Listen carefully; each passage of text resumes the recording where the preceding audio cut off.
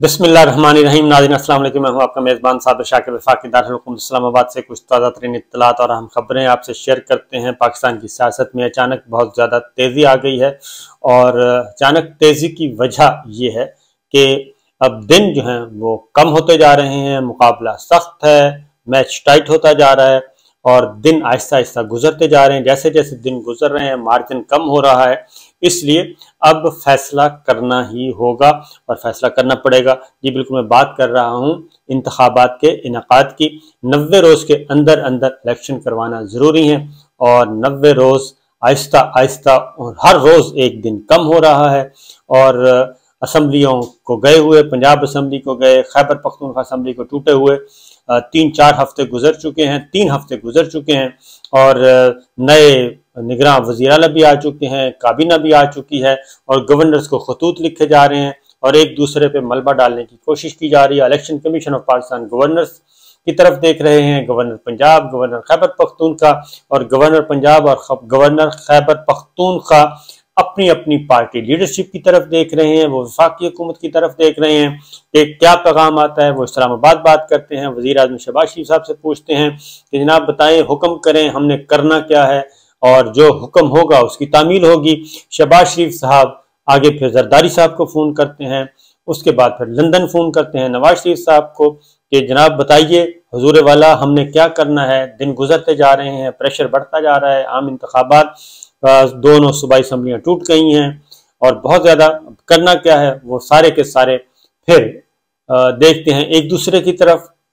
और जब एक दूसरे की तरफ देखते हैं तो वो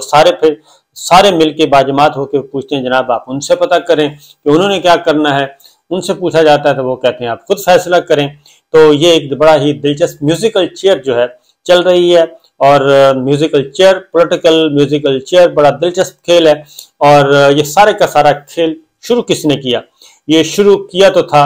जनाब बाजवा साहब ने अपनी एक्सटेंशन के लिए रेजिम चेंज का काम किया, लेकिन उसके बाद आहिस्ता आहिस्ता चीज़ें उनके हाथ से निकलती गईं और उसके बाद सियासत का मरकज़ और महवर बन गए इमरान खान साहब। इमरान खान साहब को अब तक हटाने की जितनी भी कोशिशें की जा चुकी हैं, उनको रास्ते से हटाने की वो सारी की सारी कोशिशें बफज़ल खुदा कामयाब नहीं हो सकी। बफज़ल खुदा इसलिए कह रहा हूँ कि कोई भी ऐसा सानिया पाकिस्तान के लिए अच्छा नहीं हो सकता, खा वो मोहतरमा बेनज़ीर भुट्टो का हो, खा वो किसी और हुक्मरान को ठिकाने लगाने का हो या ज़ुल्फ़िकार अली भुट्टो साहब की फांसी हो, क्योंकि नवाब अकबर बुख्ती का मामला हो। ये सारी चीज़ें अच्छी नहीं होती, क्योंकि जब एक दफ़ा इस तरह की तलखी जो है वो घुस जाए, वो तलखी फिर रस घोलती रहती है और रस भी जहरीला जो है वो घोलती रहती है और उसकी फिर कीमत नस्लों को अदा करनी पड़ती है, इदारों को अदा करनी पड़ती है, इदारों में आने वाली लीडरशिप को अदा करनी पड़ती है। इसलिए अल्लाह का शुक्र है कि अब तक कोई ऐसा खूनी खेल नहीं खेला गया, लेकिन हमारे दोस्त शहीद अरशद शरीफ वो अभी भी इंसाफ के तलबगार हैं और उनको अभी तक इंसाफ नहीं मिला। वो अपनी कब्र में इस्लामाबाद के H9 H11 कब्रिस्तान में मौजूद हैं और वो देख रहे हैं और वो रियासत की तरफ देख रहे हैं, रियासती इदारों की तरफ देख रहे हैं कि उनको कब इंसाफ मिलेगा। तो ये इस तरीके से अब बात हो रही है। गवर्नर साहिबान जो हैं वो खतूत अब लिख के जान छुड़वा चुके हैं। गवर्नर खैबर पख्तूनख्वा ने भी लिख दिया खत, गवर्नर पंजाब ने भी लिख दिया, लेकिन उन खतूत में उन्होंने कोई तारीख नहीं दी और वो कहते हैं मंगनी तो हो गई है और निकाह भी हो गया है, लेकिन हम रुखसती के लिए तैयार नहीं है। ये हमारा कल्चर है, तो रुखसती के लिए जो है वो तैयारी नहीं की जा रही। तो ये सारे काम हो रहे हैं, एक दूसरे पे मलबा डालने की कोशिश कर रहे हैं। और मरियम साहिबा अपनी इलेक्शन कैंपेन का आगाज कर चुकी हैं बहावलपुर से। वो काफ़ी अंडर प्रेशर, स्ट्रेस में नजर आई, क्योंकि वो जाहिर है एक नेचुरल स्टाइल होता है, जो कुछ वो बोलना चाहती हैं उनको मना किया गया है कि आपने वो नहीं बोलना, नाम नहीं लेने, नाम लिए बगैर तनकीद करनी है। लेकिन ये मुमकिन नहीं है कि सामने मुखालिफिन हो, दुश्मनों को चैलेंज करना हो तो आप नाम ना लें दुश्मनों का, और जिनको आपने ठिकाने लगाया हो सियासी तौर पे, अदरवाइज तबई तौर पे मैं कह रहा, अदरवाइज तो वो ठिकाने लगाया हो, उनको बरतरफ किया हो, उनको फारग किया हो, तो हौसला तो होता है, लेकिन नाम नहीं लिया उन्होंने। सिर्फ जो नरम लोग थे, इमरान खान साहब का नाम ले दिया, जनरल साबिक چیف جسٹس صاحبان 2 صاحبان کا نام لے دیا، لیکن باقی 2 بیساکھیوں کا نام نہیں لیا اور ان پہ نام لیے بغیر انہوں نے تنقید کرنے کی کوشش کی۔ بہرحال فواد چودھری صاحب رہا ہو چکے ہیں، اور عجیب و غریب قسم کے قصے ہیں کہ فواد چودھری صاحب کی درخواست ضمانت پہلے تو ایک دفعہ ریمانڈ ہوا، اس کے بعد ریمانڈ ختم کر کے جوڈیشل ریمانڈ کر دیا گیا، جیل بھیج دیا گیا، پھر واپس لایا گیا، پھر ریمانڈ دیا گیا، اور وہ ریمانڈ بھی پورا ہوا، پھر ریکارڈ پیش نہیں کیا جا رہا تھا۔ یعنی کہ ہیلے بہانے جو استعمال کیے جاتے ہیں وہ سارے کے سارے اختیار کیے گئے، لیکن بالآخر ان کی ضمانت ہوئی اور وہ رہا بھی ہو گئے، پھر تالا لگا کے چلے گئے اہلکاران، وہ پھر تالے کھلوائے گئے۔ تو فواد چودھری صاحب بھی رہا ہو گئے ہیں، اور انہوں نے رہائی کے بعد جو پہلی تقریر کی ہے، پہلا خطاب کیا ہے، میڈیا ٹاک کی ہے، انہوں نے وہیں سے سلسلہ شروع کیا ہے جہاں پہ ختم کیا تھا۔ یعنی آخری رات جو انہوں نے گفتگو کی، اور اس کے بعد لاہور زمان پارک کے باہر جو انہوں نے منشیان کے بارے میں گفتگو کی، تو وہیں سے انہوں نے اپنی گفتگو آج رہائی کے بعد وہیں سے شروع کیا، وہیں سے سلسلہ شروع کیا، اور انہوں نے کہا ہے کہ جی بالکل میں اپنی ہر کہی ہوئی ہر بات پہ قائم ہوں۔ یہ دیکھیں، یہ پہلی دفعہ ہو رہا ہے، یہی بات سوچنے کی ہے، یہ تبدیلی ہے، اس کو چینج کہتے ہیں، اور یہ چینج اس لیے آئی ہے کہ ہم نے 75 سال میں تجربے کر کے سب کو دیوار کے ساتھ لگا دیا ہے۔ 75 سالوں میں آج تک ہم نے کسی ایک کو بھی معاف نہیں کیا، کسی بھی ایک کو،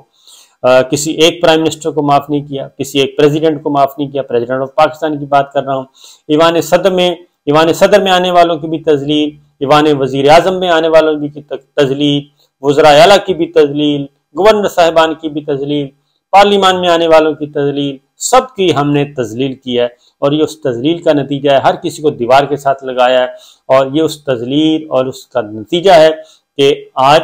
یہ ہر طرف جو ہے وہ ہر کوئی اب تیار نہیں ہے یہ ساری گھٹن برداشت کرنے کے لیے۔ وہ کہتا ہے کہ نہیں، بہت ہو گئی، انف از انف،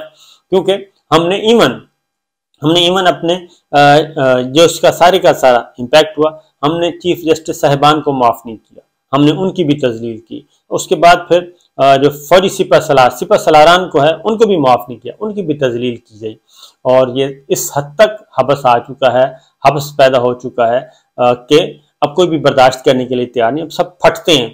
ڈاکٹر شہباز گل کو پکڑا گیا، وہ باہر آئے تھے، وہ بھی اپنی بات پہ قائم، اعظم سواتی صاحب 2 دفعہ گرفتار ہوئے، وہ بھی اپنی بات پہ قائم، فواد چودھری صاحب باہر آئے، وہ بھی اپنی بات پہ قائم۔ تو وہ اب کہتے ہیں کہ جناب ہاں جی یہ ہم نے یہ بات کی ہے۔ تو آج یہ کورٹ روم میں بھی بات ہوئی، ایڈیشنل سیشن جج بہت ہی آنریبل ہیں، بہت ہی اچھے ہیں، سید فیضان حیدر گیلانی صاحب، ان کی عدالت میں بھی بات ہوئی۔ انہوں نے پوچھا کہ آپ کیوں مزید ریمانڈ چاہ رہے ہیں جی،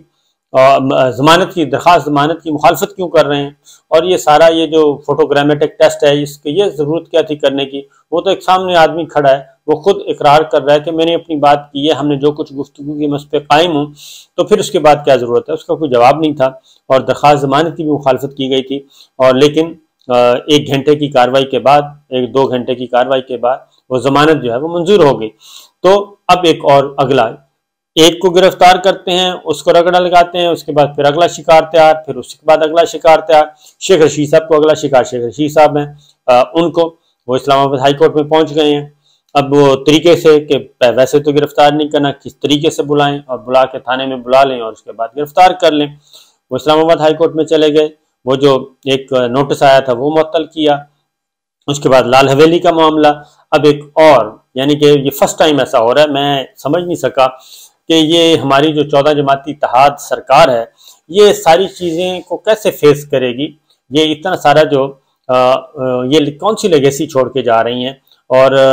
آج ایک خاتون رکن قومی اسمبلی، سابق رکن قومی اسمبلی، ان کے خلاف بھی ایک مقدمہ درج ہو چکا ہے، پاکستان تحریک انصاف کے شاندار گلزار ہیں، ایک ٹاک شو میں انہوں نے گفتگو کی ہے، ان کے خلاف بھی مقدمہ درج ہو گیا۔ منشی کہنے پہ بغاوت کا مقدمہ، یہ عجیب و غریب قسم کی باتیں چل رہی ہیں۔ اسی طریقے سے اے وائی کے ڈائریکٹر نیوز عماد یوسف ہیں، وہ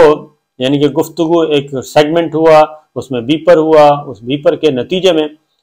سزائے موت کا جو دفعہ لگا دی گئی وہ لگا دی گئی ڈائریکٹر نیوز پہ۔ تو بہرحال یہ ایک نئی تاریخ رقم کی جا رہی ہے پاکستان میں رجیم چینج کے بعد، اور یہ تاریخ میرا خیال ہے کہ انتہائی سیاہ تاریخ کہلائے گی، مسخ شدہ تحریک کہلائے گی۔ بہرحال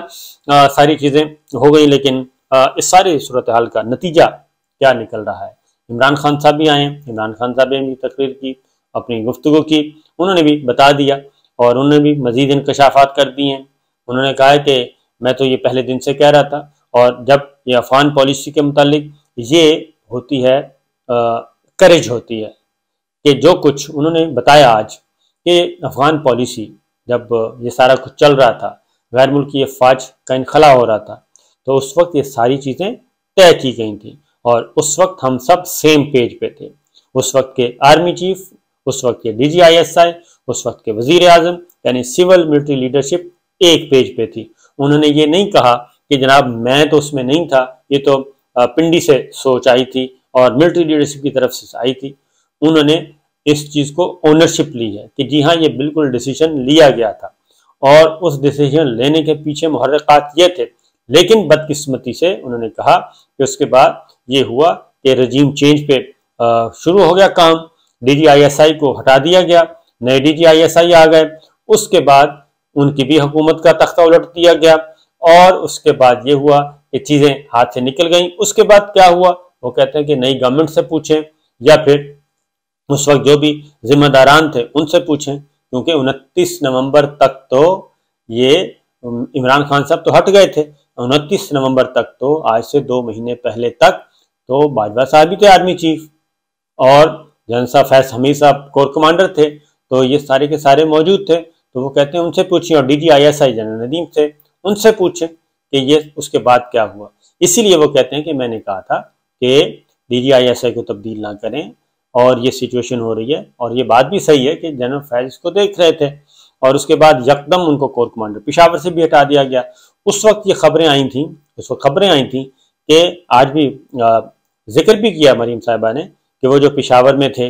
और जब फैज हमीद साहब का नाम लिए बगैर, तो उस वक्त ये खबरें भी आई थी कि उनको ये तब्दीली करवाया गया, पेशावर से तब्दील करवाया गया था कोर कमांडर के तौर पे, यदि उनको वहाँ से निकालें, वहाँ पे पाकिस्तान तहरीक इंसाफ की हुकूमत और इमरान खान साहब से मिलकर साजिशें तैयार की जा रही हैं। ये सारी चीज़ें रिपोर्ट हो चुकी हैं। तो ये सारे का सारा काम, और फिर बाजवा साहब जो वो रजीम चेंज पे लग गए और वो अपने कामों पे लग गए, और ये जो हमारा खारजा महाज था, अफगान पॉलिसी दरमियान में रहेगी, उनका सिर्फ एक ही काम था कि बात करेंगी वाशिंगटन से, बड़ी ताकतों से, और उनको साथ सारे का सारा वो खेल फिर एक नया खेल शुरू हो गया था।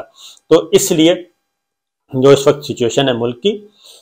दोबारा बात यह है कि सिर्फ और सिर्फ एक ही हल है और वो यही है, वरना ये प्रेशर आता रहेगा और प्रेशर हमारे इदारों पे आएगा। इसलिए गवर्नर साहिबान ने भी जो खतूत लिखे हैं वो इलेक्शन कमीशन को लिख दिए। उन्होंने अपनी जान छुड़वा ली, उन्हें कहीं आप जाने और आपका जाने काम, इलेक्शन करवाएं और इदारों से कंसल्ट करें, उनसे पूछें कि वो क्या कहते हैं, सिक्योरिटी इदारों से पूछें, लॉ एंड ऑर्डर की सिचुएशन देखें। ये मामला चल रहे हैं, तो एक ही हल है, आम इंतखाबात, इलेक्शन करवाएं। कोई नहीं कह रहा कि इलेक्शन के नतीजे में जीतना किसने है या अपने इक़्तिदार किसको देना है, ये कोई भी नहीं कह रहा। सब ये कह रहे हैं कि इंतखाबात करवाएं। और अब हुक्मरान इत्तेहाद के अंदर से आवाज़ें उठना शुरू हो गई हैं, अपनी हुक्मरान जमातों के अंदर से आवाज़ें उठना शुरू हो गई हैं। मुशाहिद हुसैन सैयद साहब, शाहिद खान अब्बासी साहब सब कह चुके हैं कि ये क्या हो रहा है। और ये जो अब नई खातून चांदाना गुलजार, उस पर मुकदमा दर्ज हुआ है, ये एक नया फिनोमेना शुरू हो गया जी, कि पहले मेल, अब ये खवातीन पे भी मुकदमे शुरू हो गए हैं, दर्ज होना शुरू हो गए हैं। तो दुआ करें अल्लाह ताला पाकिस्तान की हिफाजत फरमाए। इजाज़त दीजिए, अल्लाह हाफिज़।